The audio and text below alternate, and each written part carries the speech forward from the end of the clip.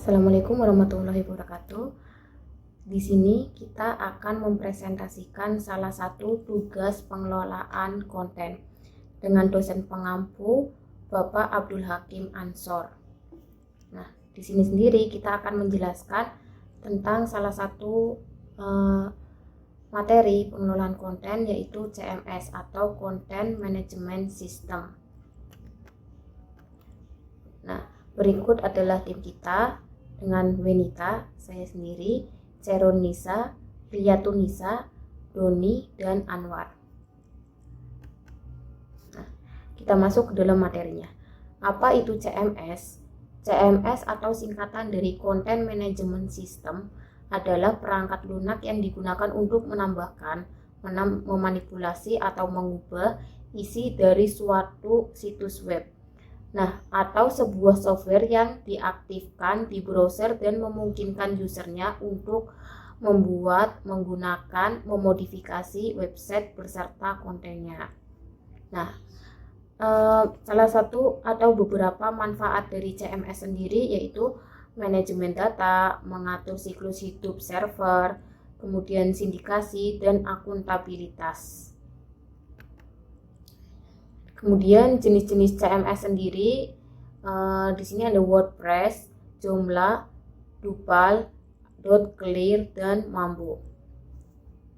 Kita masuk. Nah, di sini saya sendiri akan menjelaskan apa itu WordPress dan histori dari WordPress sendiri. Nah, WordPress adalah sebuah aplikasi open source yang sangat populer, kemudian digunakan sebagai mesin blog. Nah, WordPress ini sendiri dibangun dengan bahasa pemrograman PHP dan MySQL, data MySQL. Nah, histori dari WordPress sendiri yaitu WordPress adalah penerus resmi dari B2 atau Cafelog yang dikembangkan oleh Michael Valdright. Nah, nama WordPress sendiri diusulkan oleh Christian Select, teman dari Matt Mullenweg. WordPress ini muncul pertama kali pada tahun 2003, hasil dari kerja keras Matt Mullenweg dengan Michael Little. WordPress saat ini menjadi platform CMS dengan beberapa situs web yang ternama. Nah, WordPress menyediakan dua alamat yang berbeda. Jadi WordPress ini punya dua alamat yang berbeda, yaitu wordpress.com dan wordpress.org. Nah, next, WordPress. Kelebihan dari WordPress ini sendiri yaitu dia tuh gratis, open source, desain mudah dimodifikasi, kemudian tersedianya banyak plugin, terus fasilitas format teks dan halaman statis. Nah, kekurangan WordPress ini sendiri yaitu keamanannya yang rendah, kemudian konten dari layanan pihak ketiga, terus yang terakhir waktu loading dan lain-lain. Sekian. Di sini saya akan menerangkan tentang Joomla. Pengertian Joomla yaitu sistem manajemen konten bebas dan terbuka yang ditulis menggunakan PHP dan MySQL. Joomla pertama kali dirilis di versi 1.0.0. Joomla sendiri berasal dari kata Swahili yang berarti kebersamaan. Histori Joomla sendiri yaitu pada tanggal 17 September 2005 diluncurkan Joomla versi awal yaitu 1.0.0 yang merupakan versi alias dari Mambo 4.5.2.3. Joomla berawal dari Joomla 1.0.0 sampai dengan tahap yang luar biasa yaitu Joomla 1.0.15. Saat ini Joomla telah mencapai pada tahap Joomla 1.5.20. Untuk versi Joomla 1.6 sudah pada tahap beta dan dapat diunduh di www.joomla.org.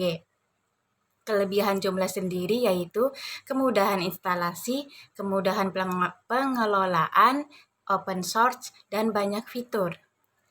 Selain itu ada kekurangan Joomla yaitu ketiadaan tracker, kurangnya cache memori, ketiadaan multitask, dan keterbatasan ACL. Drupal, pengertian dan histori. Drupal adalah aplikasi CMS open source yang dibangun melalui bahasa pemrograman PHP pada lisensi GPL yang bisa digunakan sebagai pembangun website profesional maupun personal. Drupal pertama kali dirilis pada tahun 2001, lalu dikembangkan komunitas hingga tersebar ke seluruh dunia. CMS Drupal ini bisa dikoneksikan pada database, misalnya seperti Amazon ADB, MySQL, PostgreSQL, maupun SQLite. Hal menyenangkan yang bisa dirasakan oleh para penggunanya yaitu Drupal ini bisa di-download secara gratis, terutama di situs resmi dari grup Drupal itu sendiri. Sementara untuk ukurannya tergolong lebih kecil, yaitu hanya 12 MB. Kelebihan dan kekurangan Drupal. Kelebihan Drupal: 1. Arsitektur yang update dan aman. 2. Sangat mudah dikembangkan. 3. Komunitas yang lebih besar. 4.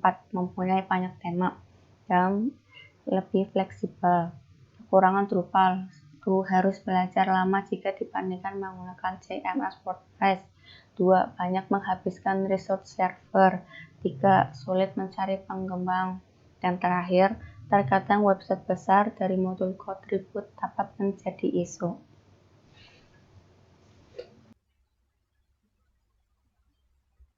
.clear. Pengertiannya adalah .clear untuk mengembangkan perangkat lunak yang sepenuhnya menghormati standar web berdasarkan solusi open source dengan antarmuka multibahasa dan kemampuan penerbitan. Histori dari .clear adalah aplikasi ini penerbitan blok sumber terbuka yang didistribusikan di bawah GNU GPL v2. Dikembangkan oleh Oliver Manior dari tahun 2002. .clear ini telah menarik tim pengembangan yang solid. Ini relatif populer di negara-negara berbahasa Prancis, yang digunakan oleh beberapa platform blog utama, Gandhi Blogs, Marine Nationals, dan lain-lain. Kelebihan dari .clear: mudah digunakan dan di-setup, mendukung plain text, HTML, dan Wikisyntax. Mudah dalam membuat RSS feed di situs. Kekurangannya adalah bentuk dan fitur website mirip dengan website yang lain. Fitur dan fungsi terbatas, terbatasnya editing kode HTML maupun PHP. Sekian. Selanjutnya adalah Mambo. Mambo open source atau sering disebut Mambo adalah sebuah content management system yang dibuat menggunakan bahasa PHP.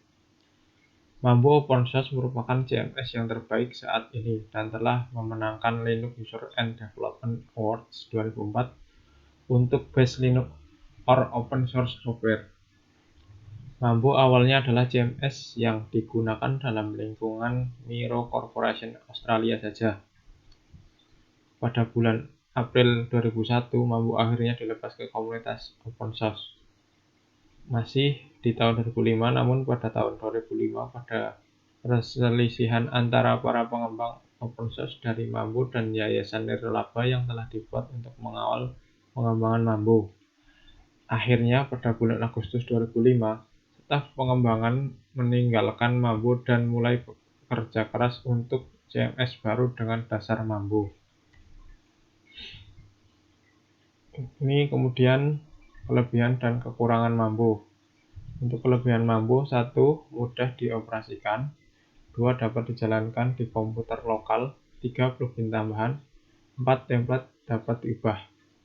Kekurangan Mambo yaitu: 1. Krisis kepercayaan dunia open source. 2. Banyak pengguna yang beralih ke Joomla. 3. Defaultnya tidak mendukung SEF. Demikian presentasi dari kelompok kami. Kurang lebihnya mohon maaf. Semoga bermanfaat bagi kita semua. Sekian dan terima kasih.